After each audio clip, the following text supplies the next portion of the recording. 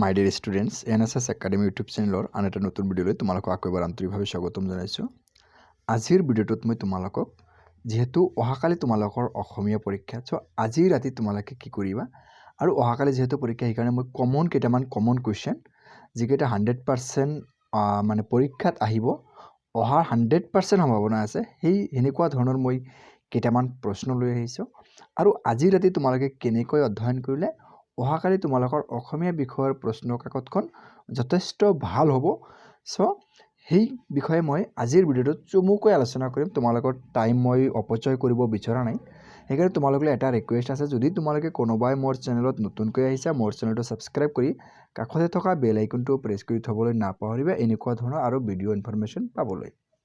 এতিয়া মূল ভিডিঅ'টো আৰম্ভ কৰিছোঁ। চ' মই প্ৰথমতে দেখাম দ্ৰুত পাঠৰ পৰা মই ইয়াতে তোমালোকক 3টা কুৱেশ্যন দিছোঁ। 3টাৰ পৰা 2টা কুৱেশ্যন 100% চিয়'ৰ কমন আহিব। ইয়াতে কোনো ধৰণৰ সন্দেহ নাই। তোমালোকে প্ৰথম কুৱেশ্যনটো আছে যে বৈচিত্ৰ্যময় অসম নামৰ দ্ৰুত পাঠত সন্নিৱিষ্ট অসমৰ যিকোনো দুটা জনগোষ্ঠীৰ চমু পৰিচয় দিয়া। তোমাৰ দ্ৰুত পাঠত যিটো আছে বৈচিত্ৰ্যময় অসম, তাত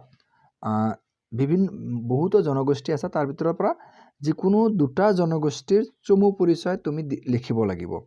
ঠিক আছে, যিকোনো দুটা জনগোষ্ঠীৰ চমু পৰিচয় দিব লাগিব, একদম চমুকৈ পৰিচয় লিখিলে হৈ যাব। এই কুৱেশ্যনটো এবাৰ মেট্ৰিক পৰীক্ষাত 100% মই কমন দিছোঁ, 3টা দিছোঁ, তাৰ পৰা 2টা কুৱেশ্যন 100% আহিবই। ঠিক আছে, 2 নম্বৰ কুৱেশ্যনটো আছে তোমাৰ দ্ৰুত পাঠত সন্নিৱিষ্ট অসমৰ যিকোনো দুটা জনগোষ্ঠীৰ বিশেষভাৱে বৰঙণি যোগোৱা এজনকৈ ব্যক্তিৰ বিষয়ে চমু টকা লিখা। মানে দুটা জনগোষ্ঠীৰ এজনকৈ ব্যক্তিৰ বিষয়ে মুঠ 2জন ব্যক্তিৰ বিষয়ে লিখিব লাগিব। এই প্ৰশ্নটো কিন্তু তোমালোকৰ খোকোজা লাগি যায় বা কনফিউজন থাকে যে তোমাৰ দ্ৰুত পাঠত সন্নিৱিষ্ট তোমাৰ অসমৰ যিকোনো দুটা জনগোষ্ঠীৰ বিশেষভাৱে বৰঙণি যোগোৱা এজনকৈ ব্যক্তিৰ বিষয়ে চমু টকা লিখা। মানে দুটা জনগোষ্ঠীৰ এজনকৈ ব্যক্তি, মানে এটা জনগোষ্ঠীৰ এটা আৰু বেলেগ এটা জনগোষ্ঠীৰ আৰু এটা, মানে 2জন ব্যক্তিৰ বিষয়ে লিখিব লাগিব। ঠিক আছে, 3 নম্বৰ কুৱেশ্যনটো আছে যে বৈচিত্ৰ্যময় অসম নামৰ দ্ৰুত পাঠত সন্নিৱিষ্ট অসমৰ যিকোনো দুটা জনগোষ্ঠীৰ উৎসৱ পাৰ্বণ সম্পৰ্কে চমুকৈ লিখা।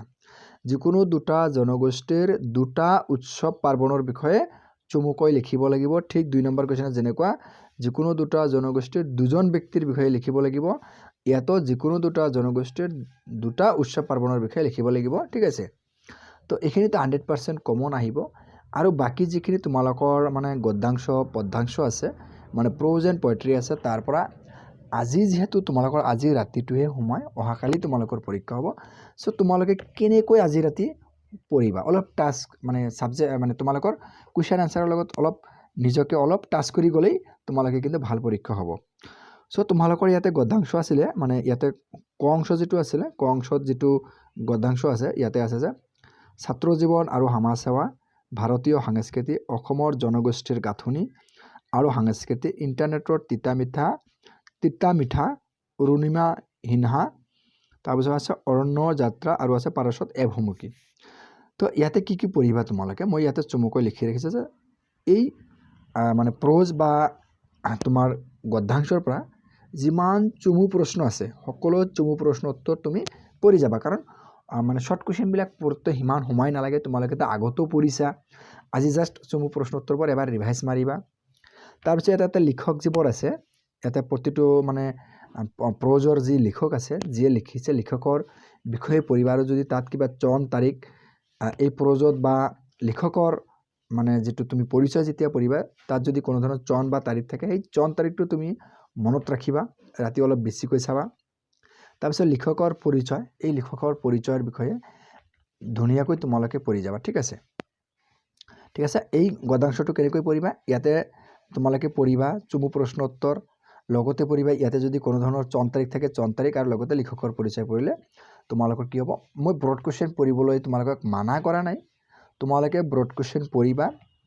যিবোৰ দীঘলীয়া কুৱেশ্যন আছে সেইবোৰ কুৱেশ্যনৰ যিবোৰ তোমাৰ কনফিউজন লগা ধৰণৰ কুৱেশ্যনবিলাক পঢ়িবা।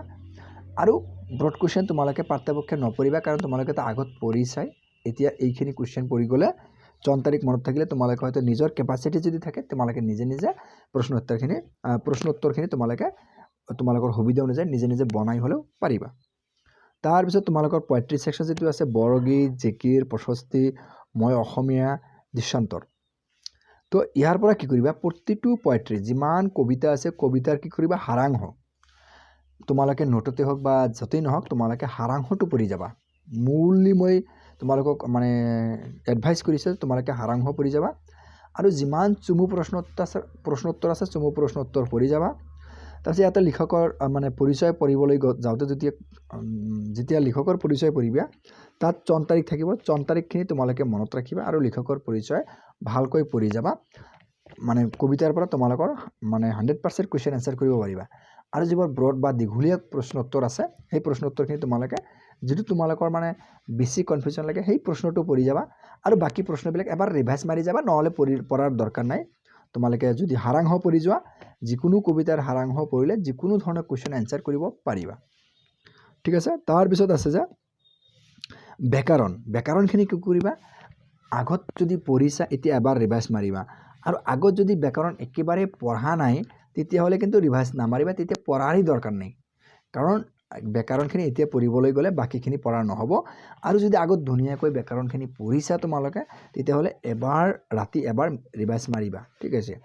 তাৰপিছত খ অংশ যিটো আছে ইয়াতে যিখিনি পয়েট্ৰি ছেকশ্যন আছে কানাইৰ চাতুৰি আৰু ধৰ ঝাৰু ধৰ ভাই।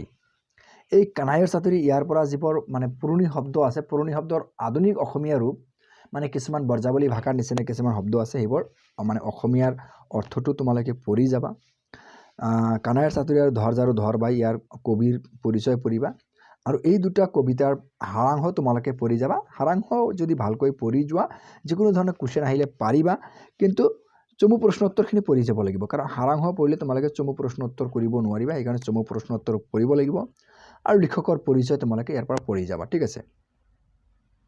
তাৰপিছত আৰু এটা খংশ যিটো গদ্যাংশ আছে যে বিষাদ যোগ আৰু প্ৰাচীন ভাৰতীয় শিক্ষা।